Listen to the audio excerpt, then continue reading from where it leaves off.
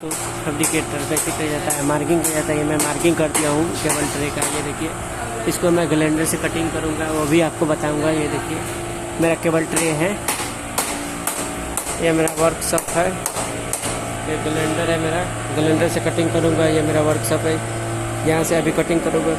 Grinder में blade लगा रहा हूँ, ब्लेड नहीं है।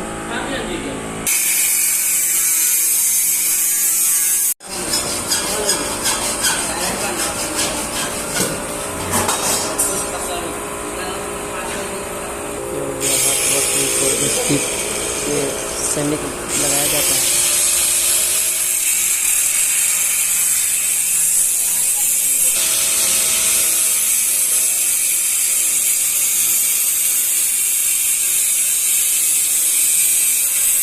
सिलेंडर कैसे चलता है वो मैं आपको दिखाने वाला हूँ। ये देखिए,